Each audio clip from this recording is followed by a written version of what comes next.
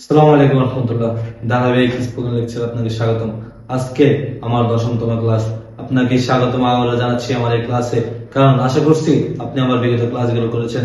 যদি না করে থাকবেন, আপনাকে স্বাগতম আমার আগের ক্লাসগুলো করে আসার জন্য অবশ্যই আহ্বান জানাবো। কারণ যদি আগের ক্লাসগুলো না করেন, সাবজেক্ট প্লাস বিভার প্লাস ওয়ার্ডস প্লাস 2 প্লাস বার 1 এর কিছুই বুঝবেন না। আচ্ছা, তারপরও আমি আপনাদের জন্য দিচ্ছি, দেখেন আপনার স্ট্রাকচার দ্বারা আমাদের আজকে কি সাবজেক্ট প্লাস বিভার প্লাস কিছু ওয়ার্ড প্লাস 2 প্লাস বার 1, এগুলো দিয়ে হাজার হাজার বাক্য তৈরি করতে পারবেন আপনার যদি একটু ইচ্ছা শক্তি থাকে। দেখেন, আমাদের প্রথম সাবজেক্ট বলেছিলাম, ইংরেজি বাক্য তৈরি করতে সাবজেক্ট ভার্ব অবজেক্ট অবশ্যই লাগে। আচ্ছা, সাবজেক্ট প্লাস বিভার প্লাস কিছু ওয়ার্ড প্লাস 2 প্লাস বার 1, এগুলো দিয়ে কিভাবে বাক্য তৈরি করবেন শিখাচ্ছি। প্রথমে দেখেন, অর্থ জানেন, অর্থ জানতে হবে। উইলিং অর্থ কি? ইচ্ছুক। উইলিং অর্থ কি? ইচ্ছুক। আচ্ছা আসেন, বাধ্য অর্থ কি? অবশ্যই বাউন্ড। বাধ্য অর্থ কি? বাউন্ড। আর সম্ভাবনা অর্থ কি? লাইকলি। সম্ভাবনা অর্থ লাইকলি। এগুলো অর্থ মুখস্থ করে নেবেন, আপনার স্পিকিং এ অবশ্যই কাজে লাগবে। দেখেন, তাহলে আমরা কিভাবে প্র্যাকটিস করব? প্র্যাকটিস চলে আসি। আমার সাথে বলবেন, তা না হলেও এগুলো নোট করে নিয়ে খাতায় রাখবেন, অবশ্যই অবশ্যই খাতায় রাখবেন এবং পরবর্তীতে প্র্যাকটিস করার চেষ্টা করবেন। দেখেন, সাবজেক্ট প্লাস বিভার প্লাস কিছু ওয়ার্ড প্লাস 2 প্লাস বার 1। চলেন প্র্যাকটিসে চলে যাই।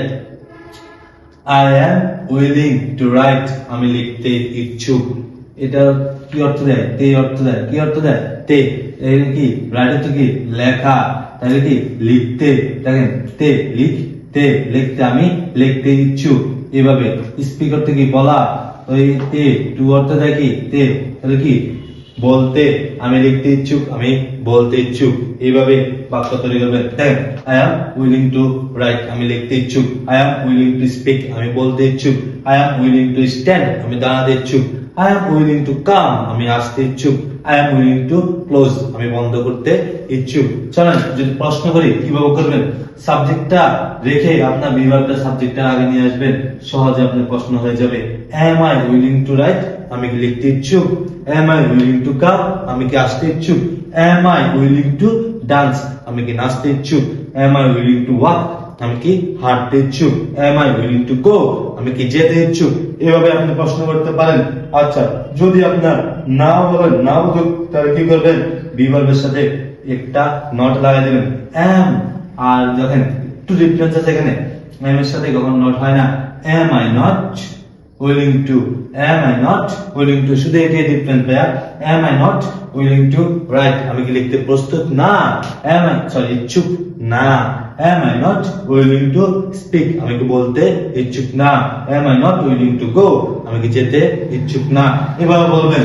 চলেন, আচ্ছা বিভাগগুলো দিয়ে দিচ্ছি আপনাকে। was, where, বর্তমান এবং অতীতের কথা বলবেন। আচ্ছা দেন আরেকটা আছে is, তাই না? চলেন, subject plus be verb plus word plus 2 plus বার 1। আবার চলে আসে আমাদের প্র্যাকটিসে। I am bound to write, আমি লিখতে বাধ্য। কি বাউন্ড থেকে? বাধ্য। লিখতে to write, I am bound to write, আমি লিখতে বাধ্য। I am bound to write, আমি লিখতে বাধ্য। চলেন সাবজেক্ট চেঞ্জ করি। We are bound to write, আমরা লিখতে বাধ্য। We are bound to speak, আমরা বলতে বাধ্য। We are bound to stand, আমরা দাঁড়াতে বাধ্য। We are bound to come, আমরা আসতে বাধ্য। We are bound to close, আমরা বন্ধ করতে বাধ্য। We are bound to dance, আমরা নাচতে বাধ্য। We are bound to walk, আমরা হাঁটতে বাধ্য। আচ্ছা চলেন সাবজেক্ট চেঞ্জ করি, প্রশ্ন চলে যায়। Are you bound to stand, তুমি কি দাঁড়াতে বাধ্য? Are you bound to come, তুমি কি আসতে বাধ্য? Are you bound to close, তুমি কি বন্ধ করতে বাধ্য? Are you bound to dance, তুমি কি নাচতে বাধ্য? Are you bound to walk, তুমি কি হাঁটতে বাধ্য? এইভাবে বাক্য তৈরি করবেন। চলেন এবার আবার সাবজেক্ট চেঞ্জ করি। আসেন সাবজেক্টটা আবার দেখি। কাইয়ুম নিলাম, ওদিকে চলে যায়। Qayyum was bound to dance, Qayyum কি নাচতে বাধ্য ছিল। Kaimun was bound to close, Kaimun বন্ধ করতে বাধ্য ছিল। কাইমুন ওয়াজ বাউন্ড টু কাম, কাইমুন আসতে বাধ্য ছিল। Kaimun was bound to stand, Kaimun দাঁড়াতে বাধ্য ছিল। Kaimun was bound to speak, Kaimun বলতে বাধ্য ছিল। Kaimun was bound to cook, Kaimun কি রান্না করতে বাধ্য ছিল। বলতে পারেন Kaimun was bound to play, Kaimun খেলতে বাধ্য ছিল। আচ্ছা চলেন আবার আসি, সাবজেক্ট চেঞ্জ করি। শি বলেন শি। এবার আবার সম্ভাবনা চলে আসি, she is likely to write, সে লেখার সম্ভাবনা আছে। She is likely to speak, সে বলার সম্ভাবনা আছে। She is likely to come, সে আসার সম্ভাবনা আছে। She is likely to read, সে পড়ার সম্ভাবনা আছে। She is likely to walk, সে হাঁটার সম্ভাবনা আছে। She is likely to go, সে যাওয়ার সম্ভাবনা আছে। এইভাবে করবেন। দেখেন যদি বলি তারা, দে, এর থেকে তারা প্লুরাল চলে আসি, তাহলে আপনার ইয়েটা চেঞ্জ হয়ে যাবে, প্রতিদিন চলে যায় দে ওয়ার। খেয়াল করেন দে ওয়ার প্লুরাল, এই কারণে were. They were likely to write, তারা লেখার সম্ভাবনা ছিল। They were likely to speak, তারা বলার সম্ভাবনা ছিল। They are likely to stand, তারা দাঁড়ানোর সম্ভাবনা ছিল। দে আর লাইকলি টু কাম, তারা আসার সম্ভাবনা ছিল। They are likely to dance, তারা নাচার সম্ভাবনা ছিল। They are likely to walk, তারা হাঁটার সম্ভাবনা ছিল। চলেন প্রশ্নে চলে আসি, শেষ, একটু অপেক্ষা করেন। Sorry, were they likely to close, তারা কি বন্ধ করার কি ছিল সম্ভাবনা ছিল। Were they likely to dance, তারা কি নাচার সম্ভাবনা ছিল। Were they likely to stand, তারা কি দাঁড়ানোর সম্ভাবনা ছিল।